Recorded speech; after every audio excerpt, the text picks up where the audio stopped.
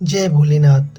प्यारे भक्तजनों, आज 22 सितंबर 2025 दिन सोमवार हम आपके लिए लेकर आए हैं सोमवार व्रत की दिव्य कथा, जिसके सुनने मात्र से सभी पापों का नाश हो जाता है, साथ ही जीवन में चल रही समस्याओं का भी समाधान हो जाता है। तो आपसे अनुरोध है, ऐसी दिव्य और परम कथा का आनंद संपूर्ण लीजिए। आइए शुरू करते हैं। पहले वीडियो को लाइक शेयर कर लीजिए, यदि चैनल पर नए हो तो सब्सक्राइब भी कर लीजिए। आइए शुरू करते हैं। हर हर महादेव। एक नगर में एक सेठ रहा करता था। उसे धन ऐश्वर्य की कोई कमी नहीं थी, फिर भी वह बहुत दुखी रहता था क्योंकि उसके घर कोई पुत्र नहीं था। पुत्र प्राप्ति के लिए वह प्रत्येक सोमवार को व्रत रखा करता था तथा पूरी श्रद्धा के साथ शिवालय में जाकर भगवान गौरी शंकर की पूजा अर्चना किया करता था। उसके भक्ति भाव से दयामयी पार्वती जी द्रवित हो गई और एक दिन अच्छा अवसर देखकर उन्होंने शंकर जी से विनती की, हे स्वामी, ये नगर का सेठ आपका परम भक्त है, नियमित रूप से आपका व्रत रखता है, फिर भी आप उसे पुत्र के अभाव से क्यों वंचित रखे हैं? कृपया इसकी मनोकामना पूरी कर दो। दयालु पार्वती की ऐसी इच्छा को सुनकर भगवान शंकर ने कहा, हे पार्वती, ये संसार कर्म भूमि है, इसमें जो जैसा करता है वैसा ही उसको फल मिलता है। इस साहूकार के भाग में पुत्र सुख है ही नहीं। शंकर के इनकार करने पर भी पार्वती जी नहीं मानी, वह निराश हो गई, परंतु उन्होंने फिर भी शिव जी से बार बार आग्रह किया कि उस साहूकार को पुत्र सुख देने से आप वंचित बिल्कुल न रखें। भगवान शिव ने पार्वती से कहा, तुम्हारी इच्छा है इसलिए मैं इसे पुत्र प्रदान करता हूँ, लेकिन इसकी आयु अल्पायु होगी। वह 12 वर्ष की आयु में ही मृत्यु को प्राप्त हो जाएगा। संयोग से नगर सेठ गौरी शंकर संवाद सुन रहा था। समय आने पर नगर सेठ को सर्व सुख संपन्न पुत्र रत्न की प्राप्ति हुई। सब और खुशियां मनाई गईं। नगर सेठ को बधाइयां दे रहा था, लेकिन सेठ के मन में उदासी की कोई कमी नहीं आई, क्योंकि वह जानता था कि यह पुत्र केवल 12 वर्ष के लिए ही प्राप्त हुआ है। उसके बाद काल उसे मुझसे छीन लेगा।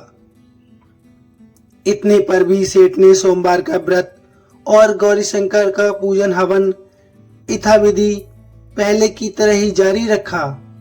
जब बालक 11 वर्ष का हो गया तो वह पूर्ण युवा जैसा लगने लगा। फलतः सभी चाहने लगे कि उसका विवाह कर दिया जाए। नगर सेठानी का भी यही आग्रह था, किंतु सेठ पुत्र के विवाह को तैयार नहीं हुआ। उसने अपने साले को बुलवाकर आदेश दिया कि वह पर्याप्त धन लेकर पुत्र सहित काशी के लिए जाए और रास्ते में भजन दान दक्षिणा देता हुआ काशी पहुंचकर सर्व विद्या में पूर्ण बनाने का प्रयास करे। मामा भांजे काशी के लिए रवाना हुए। हर पड़ाव पर वे यज्ञ करते, ब्राह्मणों को भोजन करवाते और दान दक्षिणा देकर दीनहीनों को संतुष्ट करते। इसी प्रकार वह काशी की ओर बढ़ रहे थे कि एक नगर में उनका पड़ाव पड़ा था और उस दिन उस नगर के राजा की कन्या का विवाह था।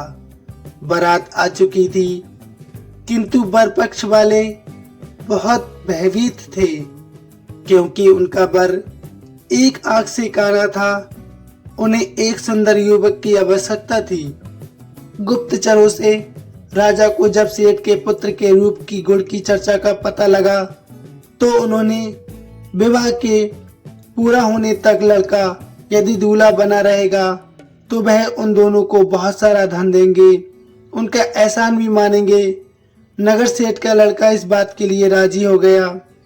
कन्या पक्ष के लोगों ने राजा की पुत्री के भाग्य की बहुत सराहना की कि उसे बहुत सुंदर वर मिला है। जब सेठ का पुत्र विदा होने लगा तो उसने राजा की पुत्री की चुनरी पर लिख दिया कि तुम्हारा विवाह मेरे साथ हुआ है। मैं राजा का लड़का नहीं, एक नगर का सेठ का पुत्र हूँ और विद्या अध्ययन के लिए काशी जा रहा हूँ। राजा का लड़का तो काना है। राजा की लड़की ने अपनी चुनरी पर कुछ लिखा हुआ देखा तो उसे पढ़ा और विदा के समय काने लड़के के साथ जाने से इनकार कर दिया। फलितः राजा की बारात खाली हाथ लौट गई। नगर सेठ का पुत्र काशी जाकर पूरी श्रद्धा और भक्ति से अध्ययन में जुट गया। उसके मामा ने यज्ञ और दान पुण्य का काम भी जारी रखा।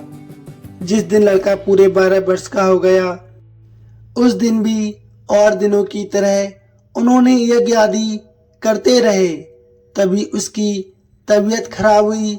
वह भवन के अंदर ही कमरे में आकर लेट गया।